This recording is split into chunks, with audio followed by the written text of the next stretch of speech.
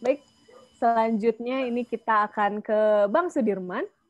Mungkin tadi pendekatannya Bu Eis dari sisi sebagai pemerintah. Nah, ini kalau Bang Sudirman dari sisi komunitas dan penggerak masyarakat langsung, ini kita akan belajar lebih jauh bagaimana Bang Sudirman merealisasikan ide-idenya dan bersama-sama dengan masyarakat. Mungkin saya izin membacakan CV Bang Sudirman dulu sebentar ya Pak ya, Bang.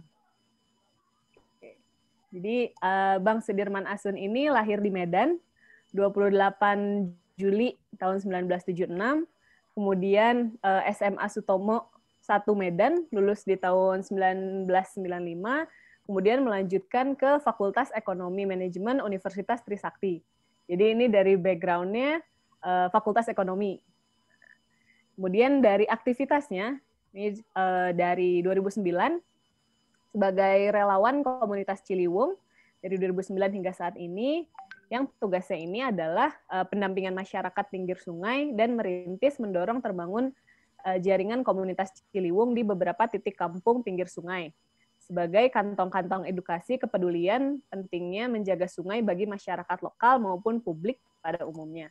Ini tersebar mulai dari hulu hingga hilir, mulai dari puncak Kabupaten Bogor hingga di Jakarta. Kemudian setelah bergabung sebagai relawan komunitas Ciliwung di 2009, Bang Sudirman Asun bersama teman-temannya mendirikan Ciliwung Institute di tahun 2011 yang merupakan forum kerja yang digagas untuk mewadahi kegiatan komunitas yang bergerak dalam upaya penyelamatan daerah aliran Sungai Ciliwung. Lingkupnya ini juga luas, mulai dari puncak Kabupaten Bogor, Kota Bogor, Bojonggede, Bogor, Depok, hingga Indonesia. Jadi betul-betul dari hulu hingga hilir. Nah, ini yang menarik nih. Jadi yang dikerjakan oleh setiap lembaga ini sangat beragam. Ada dari komunitas seni budaya, pendongeng, pendidik lingkungan, literasi, peneliti, fotografer hingga programmer komputer. Jadi sangat menarik nih, Bang. Sangat luas gitu cakupan kegiatannya juga. Nah, gitu. Kemudian forum yang dibangun dari beragam isu ini mencoba mengangkat potensi Ciliwung. Dan semoga di keberagaman ini merupakan kekuatan yang memudahkan Ciliwung Institute untuk mengemas kerjasama secara menarik dan kampanye penyelamatan Ciliwung yang disuarakan menjadi sederhana dan mudah diterima oleh berbagai kalangan. Kemudian di tahun 2017 hingga 2019 ini, Bang Sudirman juga menjadi Marketing and Communication Manager di Kedai Jatam, dan kanal produk komunitas berdaya pulih program pemulihan jaringan advokasi tambang. Dan di 2020 ini juga sebagai beekeeper petani madu Klanceng di Ciliwung. Jadi ini sangat beragam yang Bang Sudirman lakukan dan fokusnya di Ciliwung. Oke, boleh mungkin detailnya, silakan Bang Sudirman, dipersilahkan. Ya, terima kasih rekan-rekan semua. Assalamualaikum warahmatullahi wabarakatuh. Selamat siang. Saya coba siang ini mempresentasikan apa yang kami alami di kampung-kampung pinggir sungai. Ini saya mengangkat judulnya cukup kontroversi ya. Seakan mengada-ada banjir kok dibikin festival.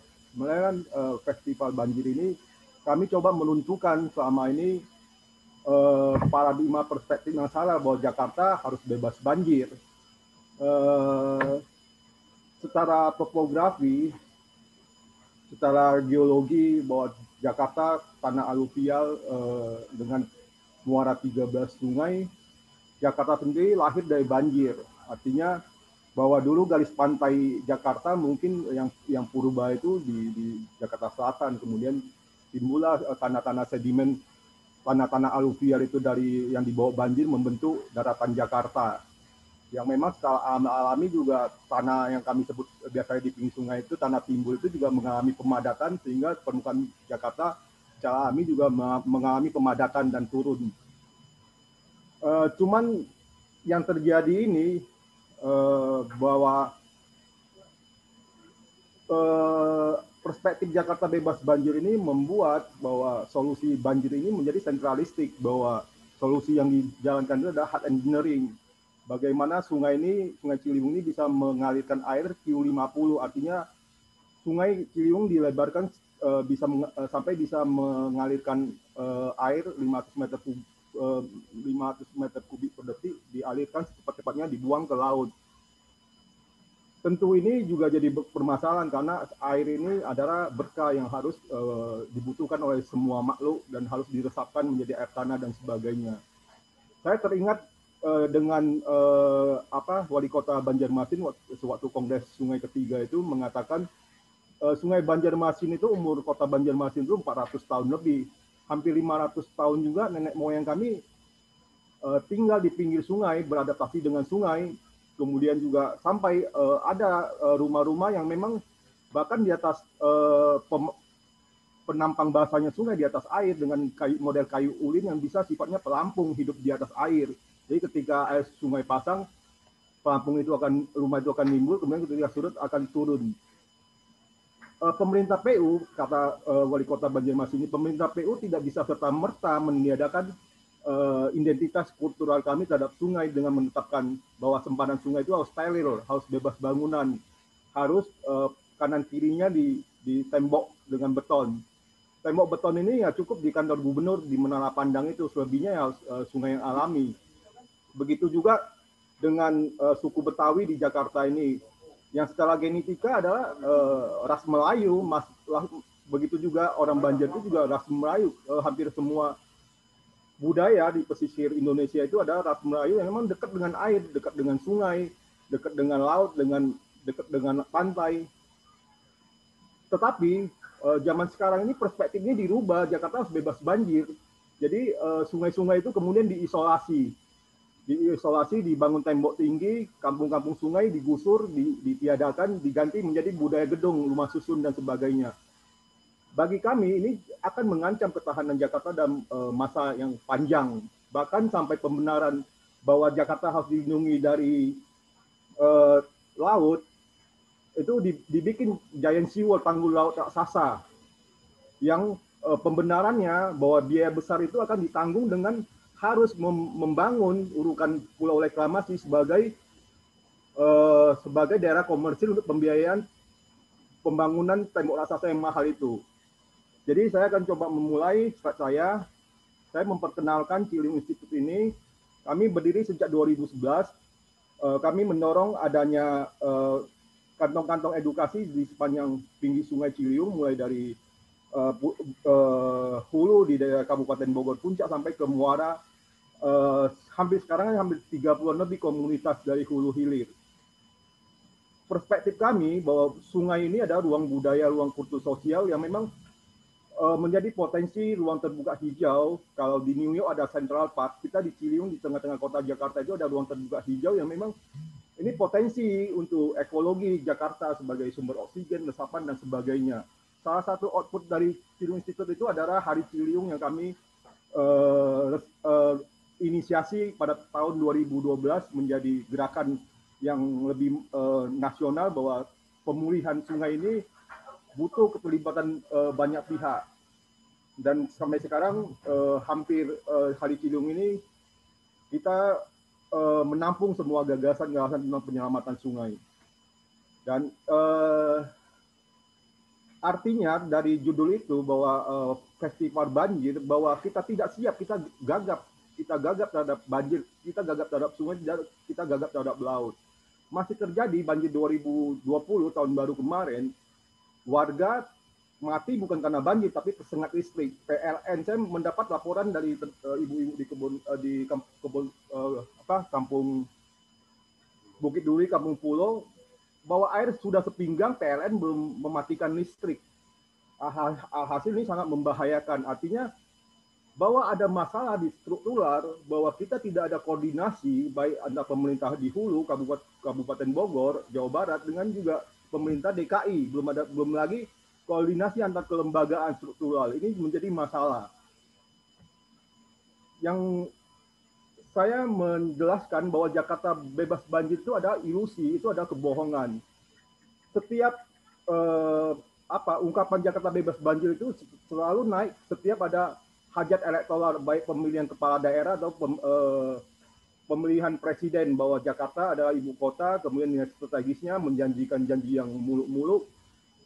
hasil bahwa dari kesesatan dari informasi ini, kita menjadi gagap tidak siaga menghadapi banjir. Salah satu contohnya yang paling kita lihat, PLN masih belum mematikan listrik dan sebagainya. Festival banjir ini bahwa kita ada manajemen, karena banjir adalah kodrat, ada keniscayaan, kita harus ada manajemen risiko banjir. Hal-hal seperti adanya korban nyawa dan sebagainya itu harus tidak ada lagi untuk banjir-banjir mendatang. Bagi masyarakat tradisional pinggir sungai, banjir ini adalah siklus, ada kalender yang memang berulang dan mereka sudah ada model adaptasi. Boleh ditanya ke warga-warga pinggir sungai itu bahwa kenapa kita 1 tahun itu cuman 1-2 hari banjir itu ya tidak apa-apa. Kita di pandemi ini bahkan libur sampai 8 bulan aja kita is okay aja. Kalau 1-2 hari banjir ya bikin liburnya, kita bikin festival, kita bersenang-senang. Maksudnya jangan di framing ini sama media itu framing banjir itu kesedihan, nasi bungkus dan sebagainya. Dan ini juga membuat kabur persoalan bahwa ada persoalan yang lebih besar tentang tata ruang. Bahwa kemarin tanggal 20 September, Katulampa siaga 4 ke siaga 1 itu cuma 20 menit. Itu kita itu sebagai parameter indikator bahwa das kita tata ruangnya bermasalah. Karena Katulampa itu bebannya cuma beban kawasan puncak, dan belum lagi ditambah Kota Bogor, Depok dan run off. Saya sangat berterima kasih misalnya tadi Bu Eis itu di Lurah Cipete Selatan itu membangun sumur resapan, itu kami sangat terbantu bahwa beban sungai itu berkurang signifikan. Kemudian partisipasi lokal ini sangat perlu, bahwa pengelolaan sungai ini tidak lagi bisa hanya satu solusi, one solution dari PU hard engineering. Saya bahkan berani bahwa BBWS, Balai Besar Ciliwung ini harus dibubarkan, bahwa ada kementerian baru, Kementerian Sumber Daya Air, yang mengatur air yang begitu penting itu buat kemasan bersama, bukan lagi air cepat-cepatnya dibuang ke laut. Ini yang terjadi, penggusuran kampung-kampung pinggir sungai ini. Sanggar kami, teman-teman di Bukit Duri, tempat Pak Sandiawan, bahwa mereka dituduh, di stigma menjadi penyebab banjir, bahwa ini adalah fitnah, bahwa mereka yang tinggal di pinggir sungai itu juga korban banjir, karena memang beban dari Jawa Barat itu begitu tinggi. Teman-teman Ciliwung Merdeka ini pendampingan puluhan tahun menginisiasi ada pergerakan yang lebih baik, hidup yang lebih baik di kampung-kampung pinggir sungai. Apa yang terjadi, bahwa partisipasi publik ini tidak dilibatkan, solusi pemerintah tidak mendudukan warga ini sebagai bagian dari pembangunan. Mereka dituduh kriminal tinggi, narkoba, bahkan sampai tuduhan yang paling keji itu incest, bahwa mereka itu telah berdiam di ruang sempit sehingga ada persetubuhan anggota keluarga. Itu hal yang sangat menyakitkan hati. Dan ini yang terjadi, ini sebelum ini foto ada sebelum Kampung Pulau Bukit Duri digusur, bagaimana warga begitu dekat berinteraksi dengan sungai, kemudian juga pepohonan lindang dan sebagainya. Walaupun memang masih ada masalah, bahwa ada masalah sampah, belum ada ketersediaan tempat pembuangan sampah dan sebagainya. Saya pikir sampah itu bukan masalah sungai, tapi masalah Indonesia. Saya bisa menjamin itu. Car Free Day, setiap Car Free Day, setelah selesai Car Free Day jam 10 itu sampah semua. Mereka bukan warga tinggal di pinggir sungai dan sebagainya. Artinya sampah ini bukan masalah sungai, sampah ini adalah masalah Indonesia yang belum terselesaikan. Nah, ini yang foto Dwi UB Wicaksono Surya Sumirat waktu Jakarta Biennale 2017. Di lukisan itu kita melihat bahwa ada sosok laki-laki menunjuk ada buaya putih di Bukit Duri Kampung Pulo.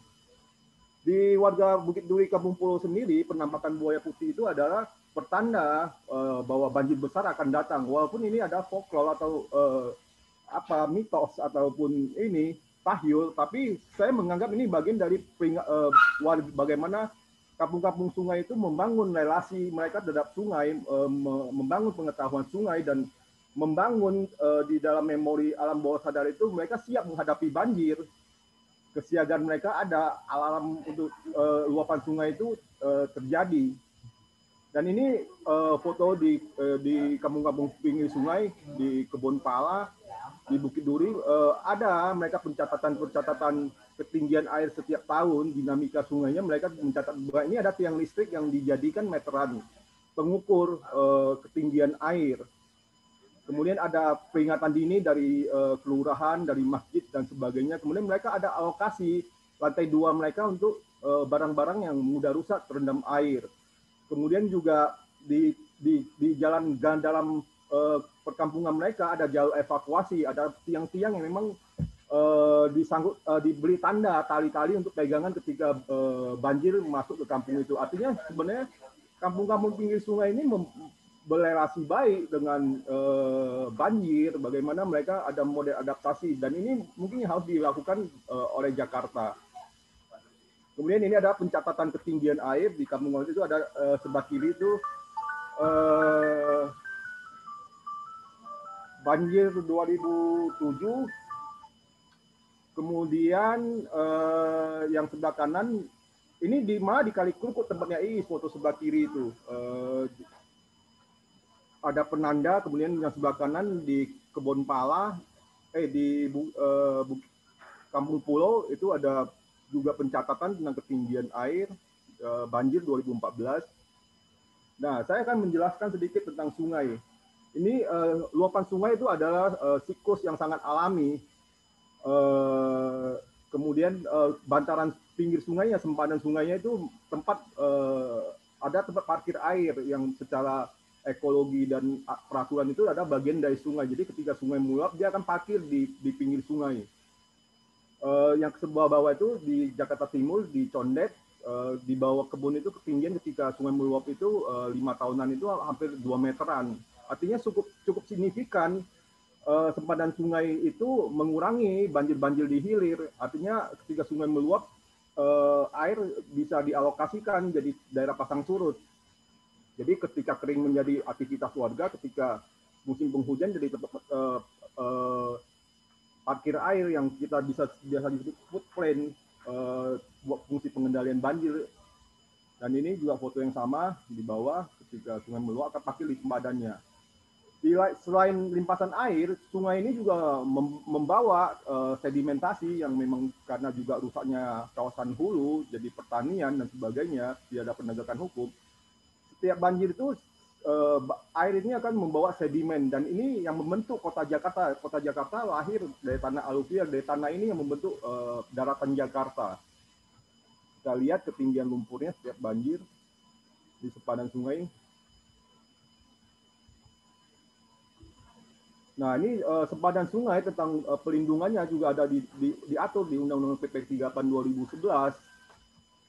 Kemudian juga ini nanti slide-nya bisa minta ke panitia, kurang lebihnya saya mempercepat, juga di PP Tata Ruang, PP nomor 26 tahun 2008. Dan ini yang terjadi solusi dari Kementerian PU bahwa 19 km dari Simatupang sampai ke Manggarai itu akan di beton kanan kirinya hingga bisa mengalirkan debit air itu 500 meter kubik per detik.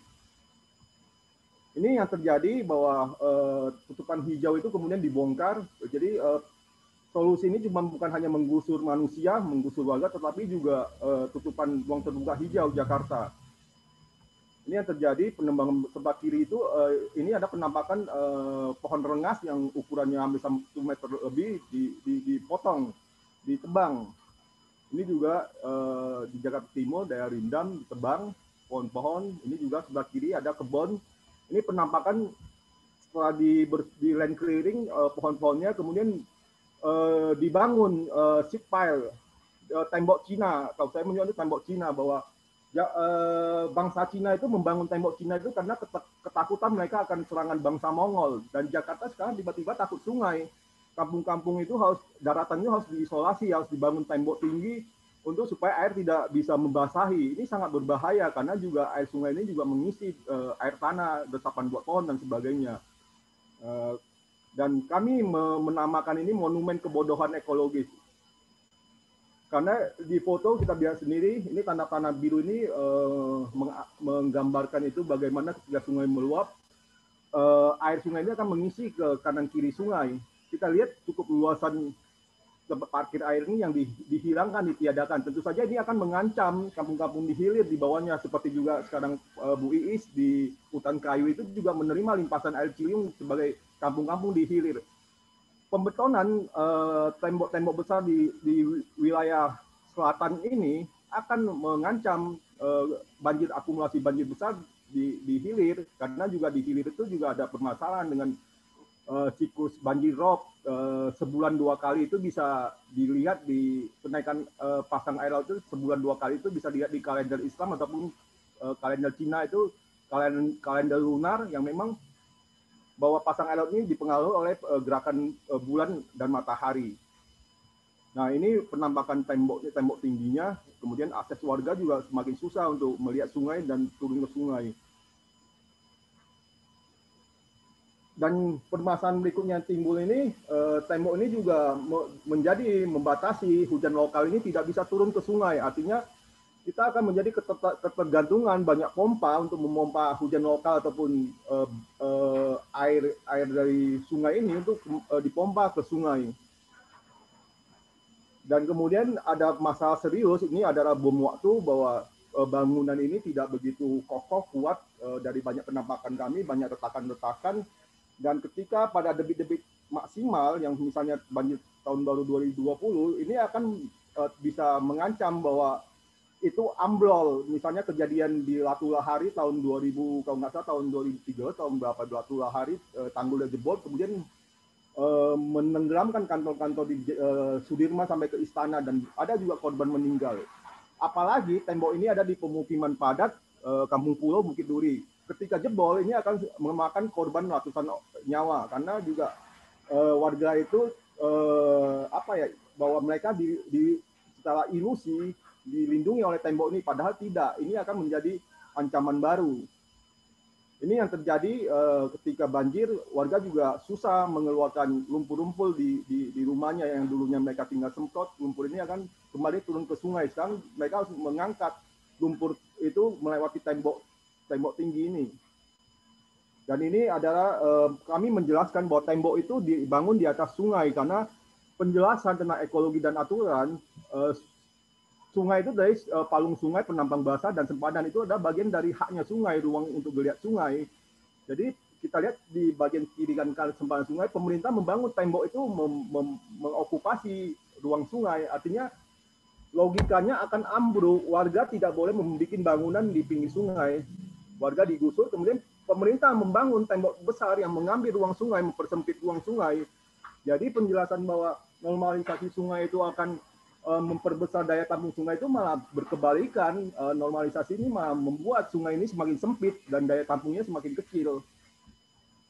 Ini yang kami tolak di beton dari Simatupang sampai Manggarai di selatan Jakarta. Bagi kami ini berbeda misalnya dengan betonisasi di daerah Kanal Barat yang memang itu buatan dan secara topografi itu sudah landai. Jadi bagian selatan sisi sepanjang 19 km itu sangat penting untuk fungsi footprint pengendalian banjir, sehingga membantu daerah di hilir itu tidak banjir lebih besar. Nah, ini yang terjadi bagi saya melesetkan Jakarta Skakmat City itu menjadi Jakarta Smart City itu menjadi Jakarta Skakmat. Skakmat itu kalau kita main catur itu sudah tidak bisa bergerak, itu mati, langkah mati. Saya menganggap mungkin cara bunuh diri di Jakarta sebelah kiri ini tanda panah. Bagian yang kami tolak di beton ini dari Simatupang sampai pintu air Manggarai itu ada tanda panah, itu kemiringan elevasinya secara kontur masih cukup miring. Jadi ketika dibangun tembok tinggi itu kan menjadi perosotan air, karena kemiringan itu hari itu sangat alami, bisa dilihat kecepatan arusnya masih cukup deras ketika dibangun beton itu, sama halnya ketika kita zaman kecil itu main perosotan itu bisa dimainkan ketika ada kemiringan. Dan ini yang terjadi bahwa di selatan ini geografinya masih cukup miring, beton ini akan menjadi balapan air. Sedangkan sebelah kanan yang ada tulisan Laut Jawa, hampir 40% itu permukaan Jakarta itu di bawah laut. Kita lihat ketinggian air laut yang biru itu lebih tinggi daripada daratan. Kita lihat tanggul-tanggul tinggi itu di daerah Muara Karang, daerah Kanal Barat itu semua pemukiman itu hampir 5-7 meter di bawah permukaan laut, di bawah permukaan sungai. Jadi fungsi daerah selatan ini bagaimana air ini ditahan dulu di kanan kiri sungai, bukan secepat-cepatnya diturunkan. Karena di sebelah kanan itu, di sisi garis pantai, semua masih mengandalkan pompa. Artinya pompa ini membutuhkan jeda untuk memompa air sungai itu keluar. Bahkan di waktu-waktu tertentu ketika pasang tinggi, waktu bulan purnama dan bulan mati, sebulan 2 kali, air sungai itu sama sekali tidak bisa mengalir ke laut. Dan ini yang terjadi peringatan dini ketika sungai dibeton, waktu untuk sungai ini mengalir semakin cepat, artinya kita semakin tidak siap untuk menerima limpasan air, karena semakin dibeton akan air sekarang waktu jeda jamnya semakin cepat sampai ke hilir. Dan yang terjadi yang paling menyedihkan itu di ujung muara 13 sungai itu di Uruk, pulau-pulau baru yang memang itu akan menutup muara sungai. Kita lihat contoh Pulau D yang kemarin Pak Anies, kami menyayangkan Pak Anies melakukan upacara 17-an di atas Pulau D, bahwa ini akan menjadi pantai publik. Bukan soal pantai publiknya atau bisa diakses semua warga, tapi pulau ini bermasalah karena mengganggu ekohidrolikanya sungai. Air tidak bisa, kita lihat di gambar itu, arus sungai itu menabrak pulau dan itu akan terjadi pendangkalan. Karena sungai ini membawa sedimen, itu akan menjadi daratan baru dan mereka akan mendapat lahan baru. Akan terjadi bahwa sungai ini harus keluar kemudian dibikin sodetan baru, yang mungkin juga akan menggusur warga tempat lain karena dia akan adalah daerah komersil. Ini bisa dibaca di slide, saya tidak begitu menjelaskan, nanti minta kopiannya, alasan-alasan kenapa beton ini bermasalah. Nah, kami sepakat dengan Pak Anies mencanangkan tentang naturalisasi, bagaimana air ini adalah berkat dari Tuhan yang memang harus diresapkan, bukan jadi cuman olok-olok di media sosial, apakah naturalisasi itu mengimpor pemain bola dan sebagainya. Ini sangat yang sudah memang layak untuk dilakukan. Kampung-kampung pinggir sungai ini, Jakarta itu harus kembali memetakan kawasan-kawasan yang memang fungsinya untuk daerah pasang surut. Jadi berbagi ruang. Dan ini model yang teman-teman yang Ciliwung Merdeka, teman-teman Bukit Duri Kampung Pulau pernah menawarkan solusi dengan model rumah panggung. Arsitektur rumah panggung sendiri bukan lagi hal yang baru. Misalnya kita lihat di kebudayaan Melayu, kebudayaan Betawi, rumah pitung itu bagaimana kampung-kampung model arsitekturnya berbagi ruang dengan air. Jadi ketika sungai meluap itu menjadi tempat air, ketika kering itu menjadi ruang sosial, banyak aktivitas lain. Dan negara-negara lain di dunia sudah menerapkan tentang konsep room for river ini, konsep bagaimana geliat sungai ini ruangnya lebih besar dan memperbanyak daerah yang fungsinya pasang surut, alokasi ketika air berlebih. Dan ini juga solusi yang diberikan teman-teman di hilir di Kampung Tongkol, ada Kampung Kerapu, Lodan, Tongkol, mereka mundur. Ketika warga diberikan kesempatan untuk ikut menata kampung mereka, hal itu sangat bisa dilakukan. Nggak mungkin warga kita melawan sepatu tentara ataupun polisi yang biasa dilakukan untuk penggusuran paksa. Artinya ketika ruang dialog itu dibangun, penataan kampung-kampung pinggir sungai itu bisa dilakukan. Dan mereka dengan swadaya bisa menghancurkan aset bangunan mereka untuk menjadi ruang untuk pemeliharaan sungai. Ini juga skema penanaman pohon pinggir sungai juga ada di orang-orang tua di Tanjung Barat. Ini adalah pengetahuan yang dibangun teman-teman komunitas Ciliwung Tanjung Barat, komunitas Ciliwung Ngumpal, ada skema-skema pohon untuk ditanam di pinggir sungai. Dan ini juga akan hilang ketika pemerintah memaksakan bahwa pinggir sungai itu kemudian ditebang pohonnya, kemudian diganti dengan beton. Dan ini yang inti persoalannya, bahwa sungai ini cuma bukan tentang arus sungai yang selama kita lihat ini, ada soal tata ruang, ada kawasan lindung, di atas ada taman nasional, ada perhutani, ada PTPN, kemudian ada pemukiman. Ini tentu pemerintah harus sesuai dengan amanat undang-undang bahwa 30% luas wilayah itu adalah harus ruang terbuka hijau untuk dan memperbanyak sumber resapan seperti yang dilakukan Bu Eis sebagai Bu Lurah. Ini yang kami lakukan, kami sudah menyuarakan ini di Komunitas Sungai Internasional pada tanggal 20 September. Kami melakukan trip pendataan biologi di daerah yang sudah dibeton, dan setelah 5 tahun berhenti, sungai mengklaim lagi menguasai kembali wilayah, menumbuhkan banyak pohon. Ini pengungkapan kami, cerita kami kepada mereka, dan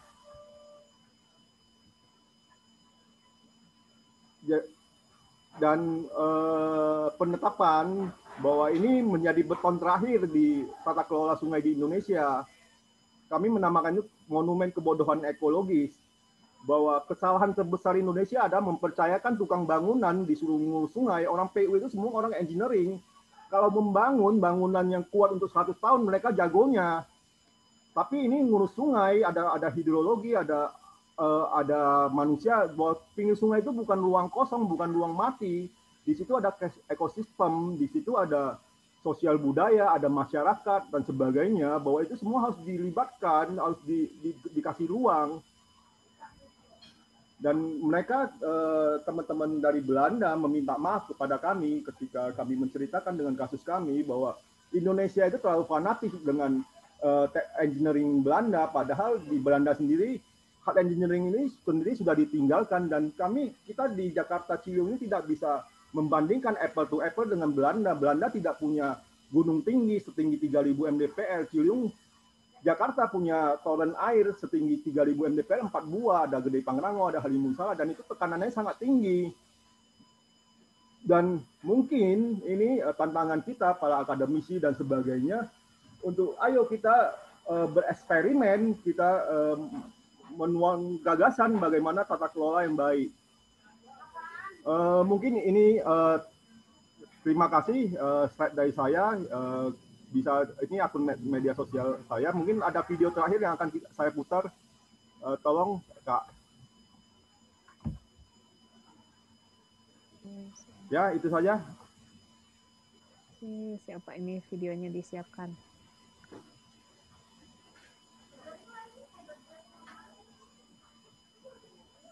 Bu Eis, makasih ya. Kayak ini saya share videonya ya, Pak? Ya, sebentar aja itu.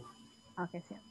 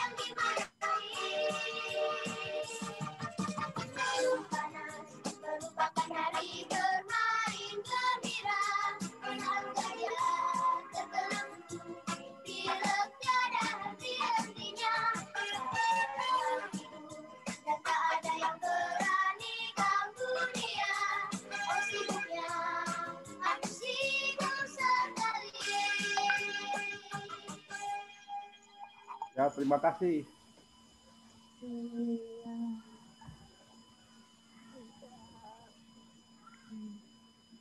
Oke, terima kasih banyak Bang Sudirman atas sharingnya. Yang melihat bahwa permasalahan banjir itu juga tentang perspektif ya Pak ya sebetulnya. Jadi bagaimana cara pandang setiap orang melihat banjir itu sendiri. Izin cerita juga dulu saat saya cerita ke ayah saya, iya Indonesia bebas banjir. Banjir itu konotasi negatif kalau di Jakarta teh. Kalau ya tadi seperti di Banjarmasin atau di daerah lain di Indonesia, banjir itu memang diperlukan dan memang menjadi bagian dari budaya masyarakat dan diperlukan juga memang untuk ekosistem alam gitu. Jadi hanya saja berarti bencananya itu sendiri yang bagaimana kita meminimalisir mungkin ya Pak ya dampaknya agar tidak semakin banyak yang mengalami kerugian. Ya, setelah banjir itu sungai lebih bersih. Dan biasanya kalau di komunitas tradisional itu setelah banjir itu banyak ikan. Termasuk di teman-teman di Kalimantan, panen ikan. Iya, berarti perspektifnya itu ya Pak ya, tentang si kata banjir ini sebetulnya tidak selalu negatif, tapi ketika memang itu menyebabkan bencana, itu menjadi negatif. Gitu. Mungkin tadi juga saya izin mereview beberapa yang tadi Bang Sudirman sampaikan. Jadi sebetulnya untuk kampung pinggir sungai yang tadi banyak dibahas, ini bahasa yang dibawa adalah berbagi ruang ya Pak ya, antara manusia dengan ruang air itu sendiri.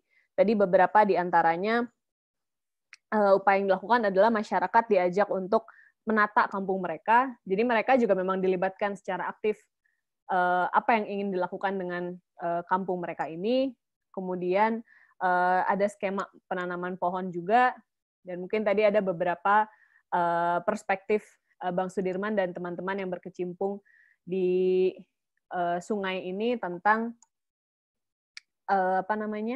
tentang betonisasi atau naturalisasi, normalisasi segala macam. Nah, ini kita akan masuk ke sesi. Terima kasih banyak Bang Sudirman atas sharing perspektifnya, pengalamannya. Ini kita selanjutnya akan masuk ke sesi tanya jawab. Ini sambil menunggu Bu Eis juga ya, Bu Eis sambil di rapat sebelah. Ini kita akan mengajukan beberapa pertanyaan yang sudah masuk kepada Bang Sudirman. Nah, ini ada pertanyaan dari Ibu Nur Lailatul Qadar.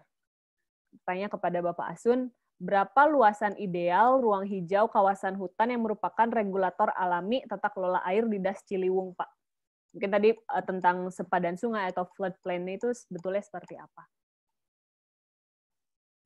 Boleh, silakan Pak. Ya, kalau untuk luas catchment area, luas secara itu bahwa amanat undang-undang itu bahwa luas terbuka hijau itu ada 30% dari luas keseluruhan Das. Memang sebenarnya masih ada salah pengertian tentang nama Das itu. Daerah aliran sungai itu secara publik masih salah mengartikan bahwa Das itu hanya di penampang basahnya di aliran sungai, tapi Das pengertian luas itu adalah satu river basin, catchment area yang lebih luas, yang bagaimana ketika hujan itu masih turunnya ke sungai itu ada das mereka.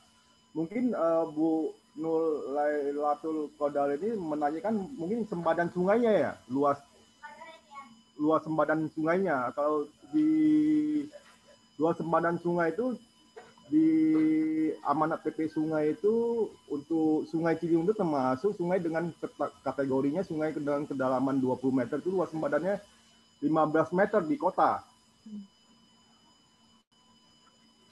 Cuma secara ekologi diukurnya, secara hidrologi diukurnya luas sempadan sungai itu ada batas tertinggi pasang air sungai itu wilayahnya sungai.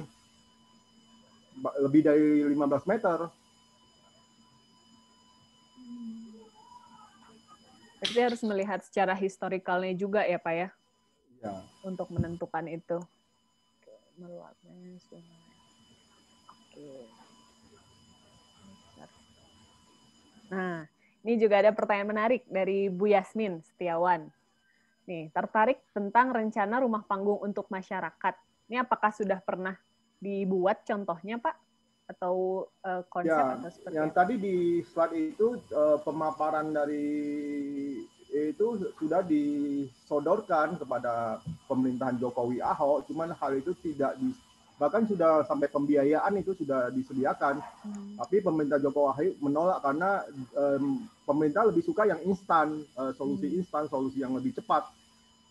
Karena banyak hal yang harus disiapkan, misalnya tentang pendanaannya dan sebagainya. Dan ada masalah besar tentang tata kelola sungai ini, masih kewenangan paling besar itu pemerintah pusat, dalam hal ini Balai Besar Ciliwung Cisadane, Kementerian PU, pemerintah daerah itu cuma kewenangannya di pembebasan lahan.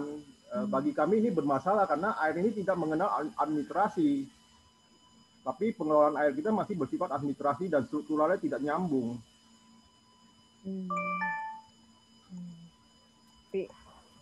Banyak aspek yang mempengaruhinya ya Pak ya. idenya ada, tapi secara realisasinya banyak jalan yang harus ditempuh ya Pak ya.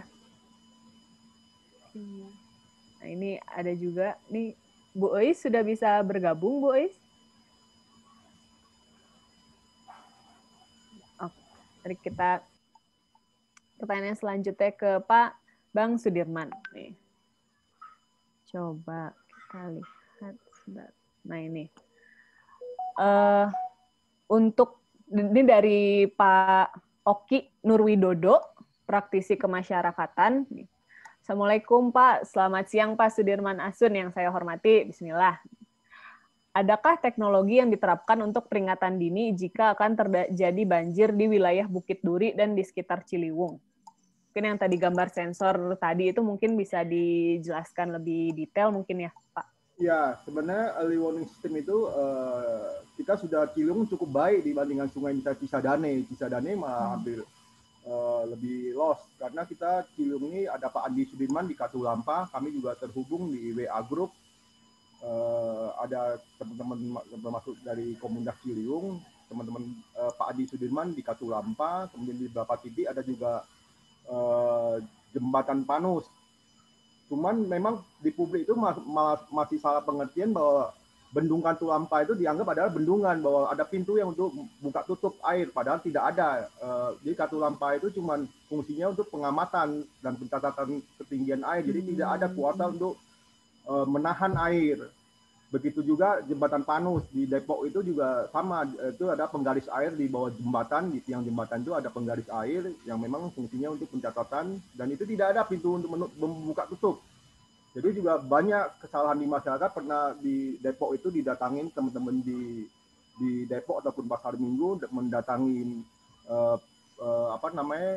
pos pantau Depok, siapa ini yang buka pintu air hingga tempat kami banjir, padahal tidak ada di situ untuk buka tutup. Kemudian biasanya kalau di Bukit Duri Kampung Pulo itu dari masjid, kemudian dari RT RW itu ada peringatan Katulampa siaga 3 sampai siaga 1 ada peringatannya. Peringatannya juga berbasis dari masyarakatnya ya Bang ya? Iya, juga mereka ada bagaimana mereka mengalokasikan lantai 2 mereka untuk barang-barang untuk pindah mengungsi. Oh iya, siap. Berarti memang harus suatu kesatuan ya Pak Bang ya. Tanggap bencana tuh memang satu kesatuan yang semua harus terlibat. Ya, mungkin ada usulan bagi mungkin pemerintah Jakarta sebagai kawasan di hilir yang biasanya disebut banjir kiriman dari Bogor ya. Kalau orang Bogor sih nyautinya gampang aja, kalau nggak suka pulangin. Karena seringkali mereka menyalahkan Bogor, orang Bogor kirim banjir, kalau orang Bogor bilang kalau nggak suka ya pulangin. Sebenarnya mungkin kita bisa mengalokasikan waduk fluid ini daya tampungnya lumayan besar, cuman ya memang petugas pintu air itu harus dibekalin dengan kalender Islam ataupun kalender Cina yang kita bisa lihat siklus bulan purnama ataupun gelap bulan. Jadi Jakarta ini sebagai daerah hilir ini sangat ditentukan juga oleh pasang air laut. Jadi berpasangan ketika hujan di hulu itu jangan sampai ketemu di pesisir itu juga lagi pasang air laut. Nah, dan itu secara siklus itu sebulan 2 kali, kalau kita bisa dilihat di kalender Islam maupun kalender Cina itu tanggal 1 gelap bulan itu pasang besar, kemudian tanggal 15 itu bulan purnama itu juga pasang besar. Nah, untuk jamnya sebenarnya sudah ada aplikasinya di smartphone kita, untuk biasanya digunakan untuk pemancing, untuk melihat pasang air laut. Nah, jadi kalau ketika pasang besar ini air sungai otomatis nggak bisa turun ke laut secara gravitasi. Jadi fungsi selatan untuk tempat parkir air ini sangat penting. Air ini ditahan dulu di selatan Jakarta, di sempadan sungainya, bukan malah diturunkan secepat-cepatnya. Iya. Itu yang terjadi.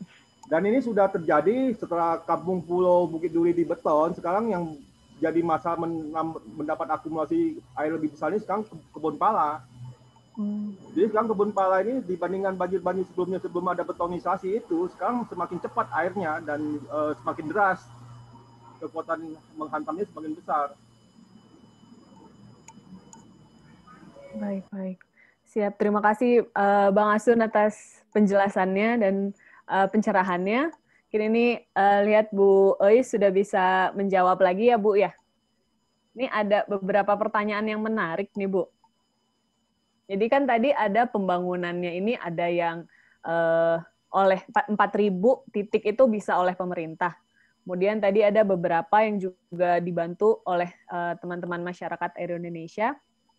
Nah, yang berapa tadi berarti 8.000-nya ini seperti apa Bu skemanya? Skemanya apakah mengajak masyarakat untuk kayak, oh saya mau bangun di rumah Anda ya, atau kayak Anda tolong bangun di rumah Anda dengan dana Anda sendiri, atau seperti apa Bu itu skema dan pendekatan ke masyarakatnya? Ya. Silahkan Bu Ois.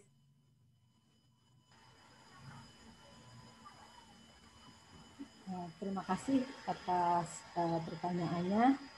Saya sudah menyampaikan bahwa sudah dihitung bahwa di wilayah Kelurahan Cipete Selatan dengan luas 2,33 km persegi itu dibutuhkan 12.000.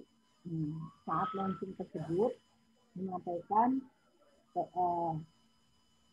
yang bisa dilakukan oleh warga 8.000 dan kita kasih 4.000 oleh pemerintah. Nah, berjalannya waktu kita belum sampai seluruhnya. Tapi selain kita yang utama terserang 4.000, kita di rumah masing-masing. Tapi dengan 4.000 itu tadi kan saya sudah 667 sumur resapan, rata-rata kedalaman 20 meter. Kemudian bioporinya sudah 1.500, bioporinya sudah 1.500. Nah, setiap saat, setiap ketemu dan lain sebagainya, setiap turun ke warga, kita selalu menyampaikan di mana pentingnya sumur resapan tersebut.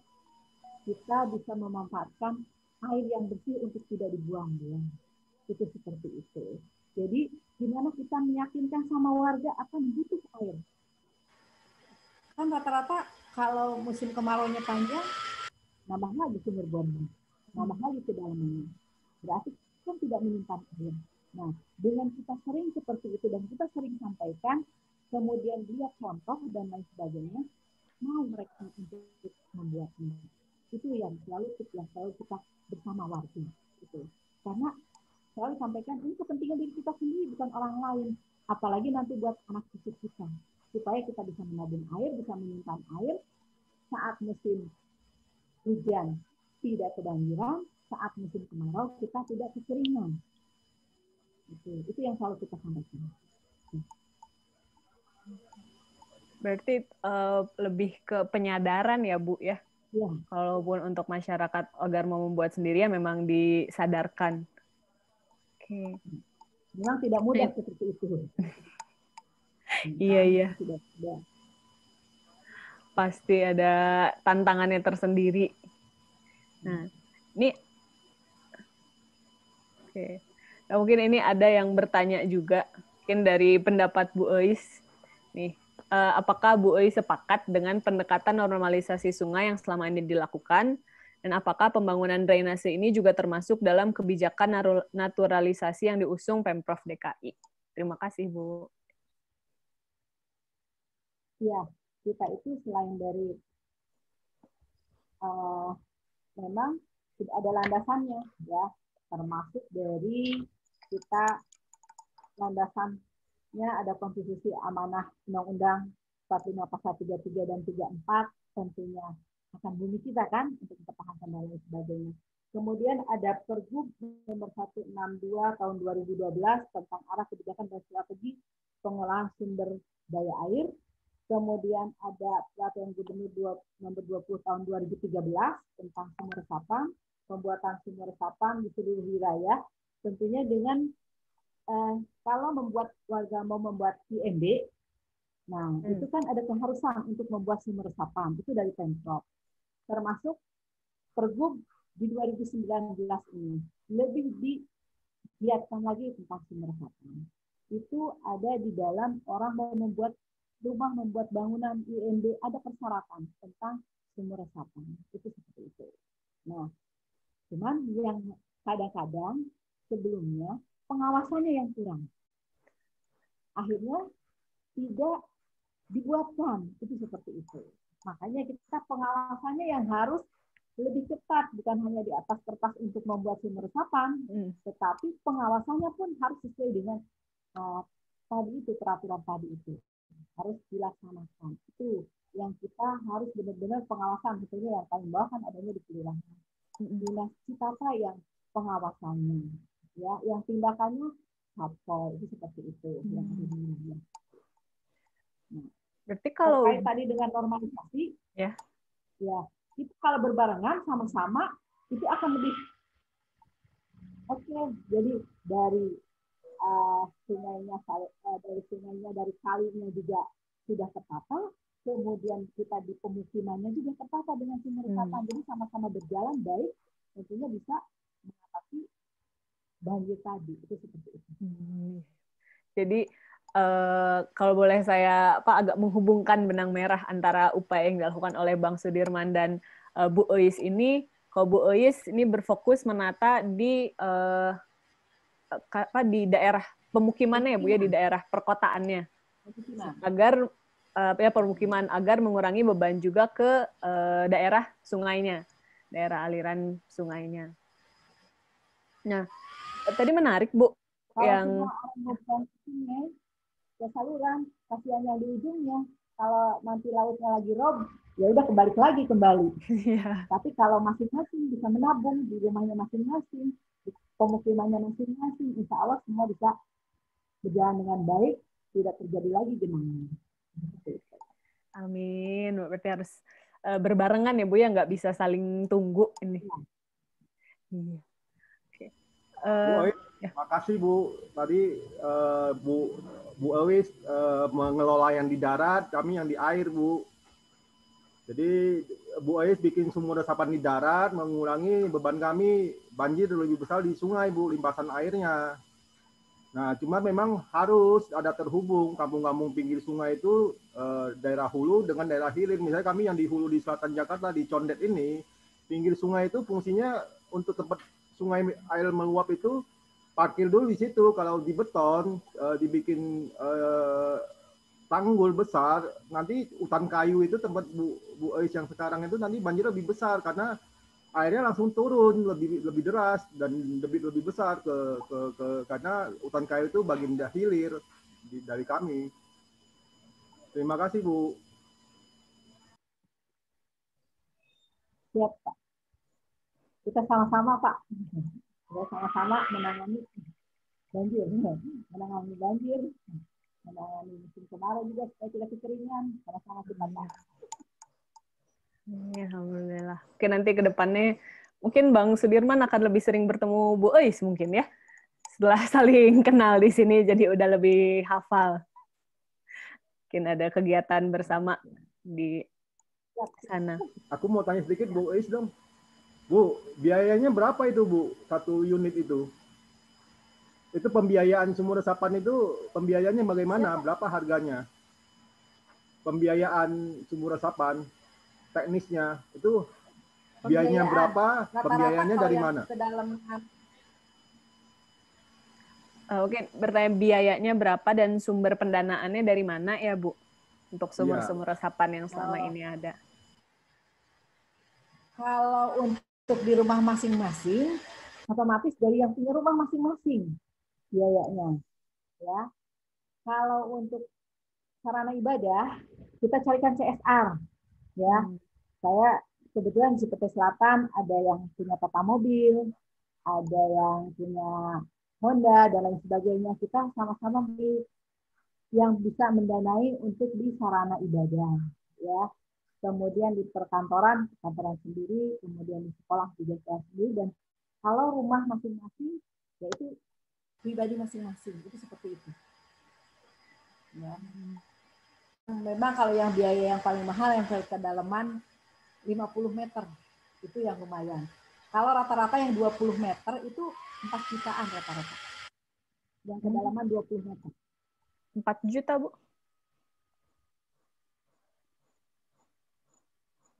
Berarti itu ya 4 jutanya itu yang 20 meter, 4 juta per meter atau 20 meter itu 4 juta, Bu? 4 juta selesai itu rapi. Biaya 4 juta yang kedalaman 20 meter. Satu unit ya. Makasih Bu Ais.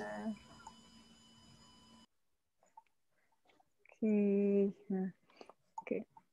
Nah, selanjutnya ada pertanyaan lagi untuk Pak Asun dari Bu Jasmine Setiawan. Ini khusus Ciliwung itu panjangnya berapa kilo ya? Dan Ciliwung Institute apakah mencakup seluruh panjang Ciliwung tersebut? Sehingga bila meminta data keluarga yang tinggal sepanjang Ciliwung ataupun daerah yang selalu banjir, daerah yang selalu kena banjir itu tertinggi di mana ya Pak? Apakah di Kampung Melayu atau di mana? Mungkin tentang pendataan yang dimilikinya. Ya, kalau Sungai Ciliwung sendiri 120 km lebih kurang, hulunya di kawasan puncak Gunung Gede Pangrango. Kami ada sekitar yang terjaringnya ada sekitar 30-an komunitas Bu, dari hulu sampai ke hilir ya, dengan model swadaya dan sebagainya ya. Kalau untuk sampai mendata warga itu kayak tugas pemerintah banget Bu, kita juga SDM-nya terbatas.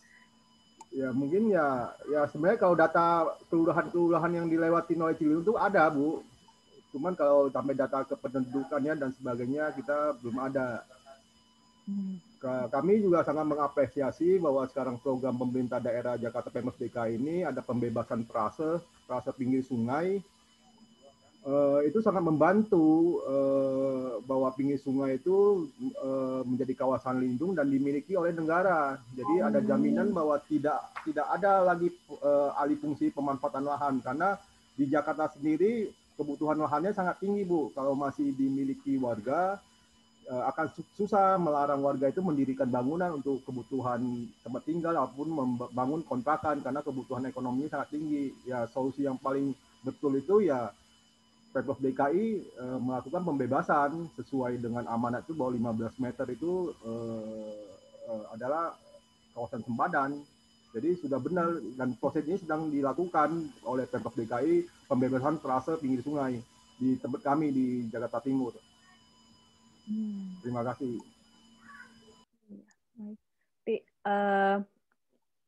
Nanti kan tadi ada yang pembebasan di minimal 15 meter ya Pak ya dari sungai. Nah kalau ini konteks hubungannya dengan tadi yang kampung pinggir sungai bagaimana Pak? Dengan memang yang kampung Betawi yang memang sudah hidup di sungai, apakah mengikuti 15 meter sepadan sungai juga atau seperti apa? Ya kalau di tempat kami di Condet ini masih memang wilayahnya kebun buah-buah, salak, duku dan sebagainya. Ya kalau banjir memang tidak apa-apa. Intinya memang tempat pakai air. Sebenarnya kalau orang-orang tua dulu juga tahu bahwa itu adalah tanah pengairan yang tidak boleh dibangun. Cuman ketika di sini kan pembenarannya bahwa tentang ekonomi. Bagaimana kebutuhan lahan sangat tinggi dan sangat masuk akal ketika pemanfaatan lain misalnya bikin kontrakan. Satu pintu aja udah ketahuan 1,5 juta per bulan. Siapa lagi mau bikin daun pohon gitu? Lebih baik bikin daun jendela, daun pintu. Lebih untung. Secara jangka pendek ya jauh lebih untung ya Pak ya. Ya, cuman sampai sekarang saya sangat berani jamin tidak ada warga yang menolak program pemerintah. Artinya harus ada ruang dialog. Ganti untung bukan ganti rugi, dan win-win solution dan kesetaraan itu harus benar-benar dijunjung tinggi. Yang terjadi memang masih banyak maklar tanah di bawah yang memang jadi nanti pelaksanaan pembebasan lahannya akan menjadi sangat panjang dan berbelit-belit. Cuman saya meyakinkan bahwa tidak ada satu warga pun yang menolak bahwa pinggir sungai ini ditata, tapi dengan syarat bahwa ada ruang dialog duduk bersama untuk bagaimana model penataannya, bukan lagi dengan tentara ataupun polisi untuk penggusuran paksa yang seperti kejadian Bukit Duri Kampung Pulo. Kami masih sangat membekas bahwa Pak Jokowi dengan Pak Ahok itu dengan baju kota-kota datang mendatangi Sanggal Ciliwung Pak Sandiawan, dan beliau menjanjikan bahwa akan ada dialog dan ada pembebasan sampai satu kandang ayam dan satu pohon pun diganti rugi. Yang terjadi malah kebalikannya, mereka dituduh jadi penyebab banjir, kriminal tinggi, narkoba, kemudian digusur paksa dengan kekerasan, dengan polisi, TNI dan sebagainya. Itu yang kami sangat menyayangkan. Teman-teman sudah melakukan pendampingan untuk puluhan tahun di Bukit Duri Kampung Pulo itu.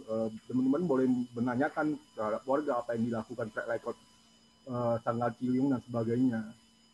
Tapi itu kan tidak pernah dianggap bahwa simpul-simpul komunitas di situ sebagai partner untuk solusi bagaimana penataan pinggir sungai. Terima kasih. Terima kasih Bang Sudirman. Ini selanjutnya Bu Eis bisa menjawab dulu atau masih di sana dulu, Bu? Ada pertanyaan lagi ya? Ya, ini ada. Tapi kalau Ibu lagi di sana dulu tidak apa-apa. Oke, ya. Tidak apa-apa. Berarti ini ada pertanyaan juga nih, Bang Sudirman. Berarti tadi yang tentang komunitas kan dilihat dari kegiatannya Ciliwung Institute ini tadi komunitasnya banyak ya. Ada sampai fotografer, kemudian edukasi segala macam. Nah, itu bagaimana mengorkestrasi berbagai macam komunitas yang ada itu, dan harapan yang tujuannya atau output yang diharapkan itu seperti apa? Ya, kami merindukan kembali bagaimana pinggir sungai ini sebagai ruang kampung, ruang masyarakat. Bagaimana dulu di pinggir sungai ini banyak kita nama-nama pangkalan, nama-nama kedung. Pangkalan itu tempat akses warga itu untuk beraktivitas di pinggir sungai. Pemanfaatannya masih ada, banyak ikan, tempat mencuci, tempat mandi, dan sekarang hilang. Dan persoalannya masih klasik, soal sampah, soal limbah, dan itu bagi saya itu bukan masalah sungai tapi masalah Indonesia, karena sampah itu bukan hanya ada di sungai tapi di Car Free Day orang yang jauh sungai masih buang sampah sembarangan dan sebagainya. Itu masalah di pendidikan dan sebagainya, itu peradaban lah. Sungai sebagai bentang alam paling bawah di landscape paling nol, untuk ini menerima dampak dari semua bentang alam di atas termasuk sampah dan limbah. Saya sendiri untuk aktivitas di sungai ini juga dinamika ya, artinya di sisi lain kita ini kegiatan voluntary, di sisi lain kami juga berkebutuhan harus mencari nafkah untuk dan sebagainya.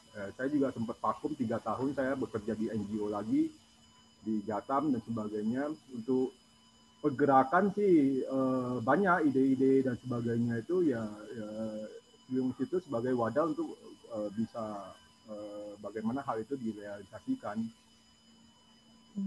Konsistensi sih itu tantangan kami, konsistensi dan komitmen itu untuk terus, karena merubah sungai ini mungkin sampai akhir hayat kita juga belum selesai. Ikhtiar sepanjang masa ya Pak ya. Iya. Mungkin ini nyambung tadi Pak dengan ini ada pertanyaan dari Pak Raja dari BWS Papua. Ini bertanya kepada Bapak Asun, izin bertanya Pak, bentuk-bentuk partisipasi publik apa yang bisa menjadi bagian keterlibatan masyarakat sekitar sungai dalam mengendalikan banjir? Jadi mungkin tadi secara komunitasnya, kalau di sini secara bentuk partisipasi publik apa yang diupayakan? Ya, sebenarnya kalau di pinggir sungai itu hampir udah susah kita menolak banjir ya, karena ini bukan sumber banjir, artinya cuma menerima akibatnya ya, apa yang terjadi di atasnya, soal tata ruang, soal run off, pemanfaatan lahan. Jadi kampung-kampung pinggir sungai di bawah ini cuma bagaimana membangun model komprominya, bagaimana hidup dengan banjir. Misalnya saya di sini di bawah ini ketika kering menanam pertanian, jagung, singkong dan sebagainya, tapi juga harus siap kalau sewaktu-waktu banjir datang akan menghabiskan tanaman yang kita tanam. Memang itu ya kami tidak bisa menyalahkan, itu memang haknya sungai, ruangnya sungai.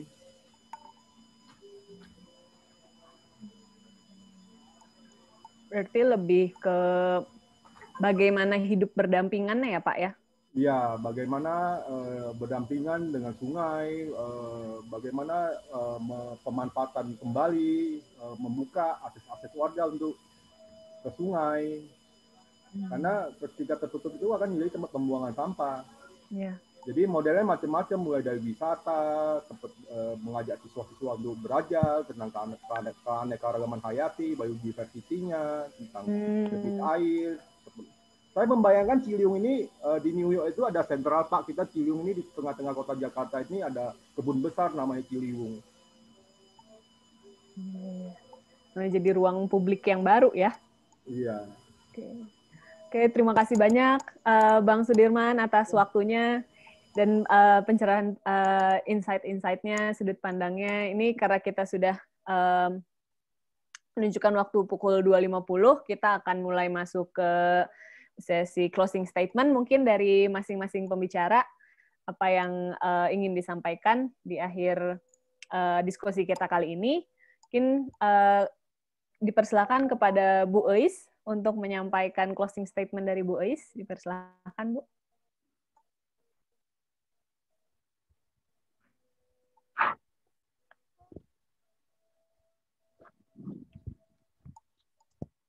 Ya, tentunya untuk kita semua, ya, kita semua tentunya kita menginginkan di musim kemarau kita tidak kekeringan, di musim penghujan kita tidak kebanjiran dengan konsep hilang tadi.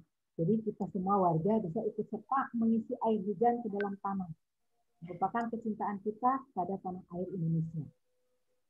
Itu yang perlu saya sampaikan. Terima kasih. Baik. Terima kasih Bu Eis. Dan kepada Bang Sudirman, silakan memberikan closing statement. Kalau saya lebih ke pesan ke struktural pemerintah yang pengambil kebijakan untuk sungai, bahwa Sungai Ciliwung ini tidak bisa lagi sentralistik pemerintah pusat yang selama ini bahwa sungai yang melintasi antar provinsi itu kewenangan di Kementerian PU. One solution dari Kementerian PU itu, solusi tunggal itu sangat bermasalah dengan hard engineering itu. Pemerintah pusat harus membagi kewenangannya lebih besar ke setiap pemerintah daerah untuk kearifan lokal. Jenis setiap daerah itu punya keragaman dan potensi dan permasalahan yang berbeda-beda. Sangat sayang sekali semua kalau di otoritas Kementerian PU itu harus dikurangin, bahwa pemerintah daerah misalnya Pak Anies dengan konsep naturalisasi itu harus dikasih ruang. Jadi selama ini Pak Anies ini tidak bisa bergerak karena kewenangan pemerintah pusat sangat besar. Pak Anies ini hanya bisa bergerak di kewenangan pemerintah daerah, misalnya di Setu Babakan dan sebagainya. Ini menjadi masalah. Yang kedua ini tantangan kita tentang perubahan iklim, bahwa air laut ini, bahwa tantangan perubahan iklim adalah tentang pangan, tentang air, dan itu akan dihilangkan, digerus dengan hard engineering ini, karena kebutuhan air sangat penting. Tidak bisa lagi sungai-sungai ini atau perairan ini dianggap musuh, harus diisolasi. Ya, kita harus berkompromi dengan air, bagaimana ada manajemen, tata kelolanya, dan sebagainya. Jadi walaupun nanti misalnya perubahan iklim air laut naik, secara administrasi ya kita mundur aja. Itu garis administrasi ini kan garis maya. Kalau misalnya air laut makin naik, yang kita ditakut-takutin orang ITB itu tahun 2050 air laut sampai Monas, ya kita tinggal mundur. Ngapain kita bikin tanggul besar, giant seawall untuk menutup sirkulasi 13 muara sungai ini harus ke laut. Tinggal administrasinya kita tarik mundur ke selatan. Jadi hal itu sangat, bagi saya sangat menggelikan, bahwa bencana ini bagi sebagian akademisi dan sebagainya ini ada bagian proyek yang malah makin merusak, menambah banyak masalah. Jadi ketahanan itu, perubahan iklim lebih banyak solusi makin baik, bukan one solution. Jadi harus bottom up, bukan top down. Terima kasih. Nah, ya, terima kasih banyak Pak. Izin ya, jadi ya izin ya. Kalau banjir ini tanggung jawab bersama. Ya. Banjir ini tanggung jawab bersama. Ya.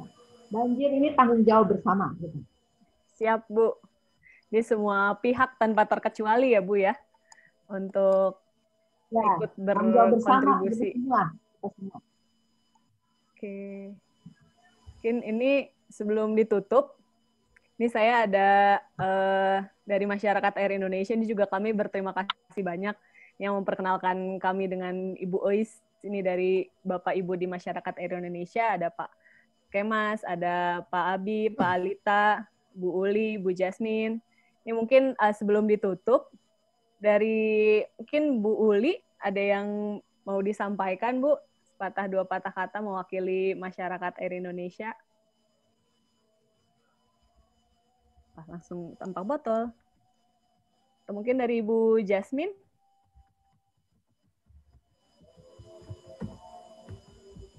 Sebentar, tuh unmute. Nah, ya, silahkan Bu, sudah bisa di-unmute. Terima kasih buat Bu Ois dan Pak Asun. Jadi kami lebih mengerti.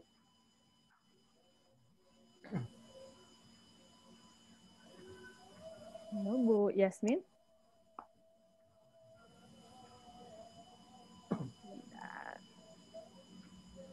Halo Bu. Oke, mungkin ada gangguan koneksi. Ini saya melihat ada Pak Alita. Mungkin Pak Alita bisa menyampaikan sepatah dua patah kata, Pak. Baik, mungkin Bu Yasmin belum bisa masuk. Iya, masih loading, Pak, ini gambarnya. Oh iya. Ya, kami mengucapkan terima kasih ke Bu Ais, yang dari dulu juga saya suka datang ke kelurahan, Bu Ais. Saya kebetulan di daerah Gandaria Selatan, bersebelahan dengan Bu Ais. Dan kami bagaimana dulu pergi ke lapangan dengan Pak Faci Muhammad mencari titik-titik yang 17 Bu Ais katakan itu. Alhamdulillah Bu Ais berhasil dengan semangat yang begitu membara dan sekarang sudah dikeluarkan kepada Jakarta, daerah Jakarta Timur Bu ya, sekarang bertugas. Selamat Bu bertugas di sana. Semoga Jakarta Timur juga bebas dari banjir, bebas dari genangan. Mungkin kalau banjir mungkin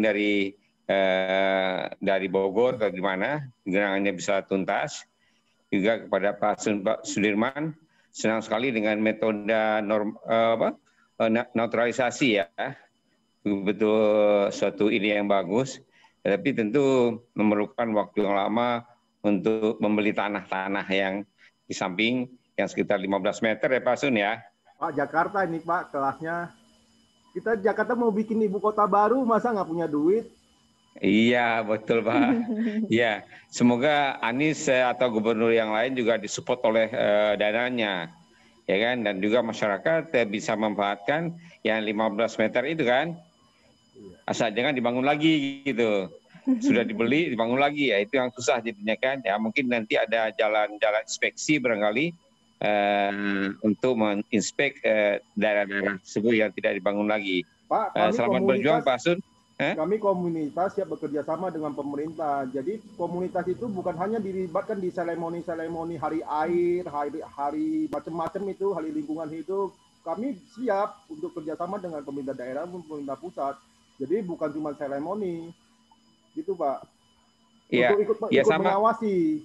Iya, sama kita Pak. Kita juga dari masyarakat Indonesia juga sosial Pak. Kami juga kalau dikasih proyek dulu waktu mencontohkan ke Ahok, di Senayan, kami dikasih proyek 1 miliar. Kami tolak, Pak. Kami tidak mau melakukan proyek itu, silakan proyek. Dan kami kalau dimintai konsultan boleh, itu tetap juga free. Nah itu yang kami lakukan dengan Bu Ais. Kami juga datang sendiri dan tidak memintakan dana macam-macam. Ya sama kita Pak statusnya. Status bagaimana caranya bebas dari genangan. Ya selamat kepada Pak Ibu Ais dan Pak Asun. Semoga walaupun sampai akhir hayat kita tetap berusaha bagaimana bebas banjir Jakarta. Terima kasih Bu Afifah. Jakarta nggak mungkin bebas banjir Pak.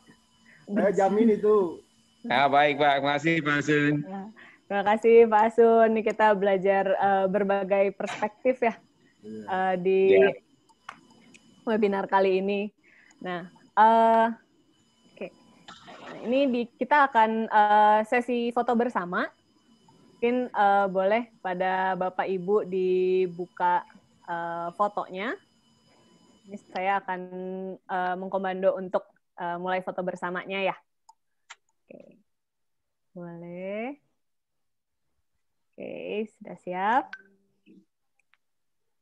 Oke, saya ambil yang ini, kita ada 2 layar, jadi saya ambil 2 kali ya. Oke. 1, 2, 3. Oke, lagi. Kemudian 1 lagi. 1, 2, 3. Oke, 1, 2, 3. Oke. Nah, sebelum Terima kasih semua kawan-kawan.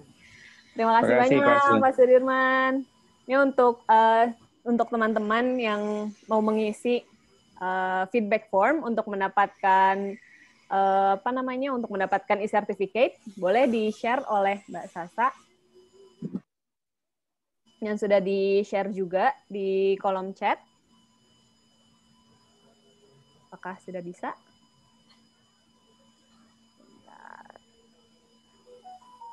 Oke. Oke, nah ini feedback formnya. Jadi nanti setelah Bapak Ibu mengisi feedback form, kami akan mengirimkan e-certificate-nya. Jadi bisa diisi di bit.ly/feedbackform_webinar3. Baik, akhir kata ini kita sudah kita sudah pada pukul 15.01.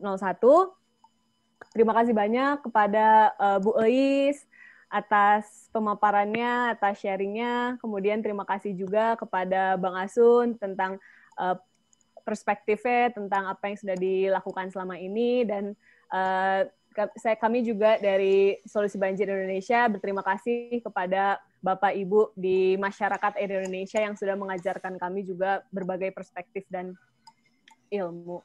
Dan yang terakhir, terima kasih banyak kepada para peserta yang sudah hadir, sudah bersedia untuk belajar bersama, berdiskusi bersama di webinar Solusi Banjir kali ini.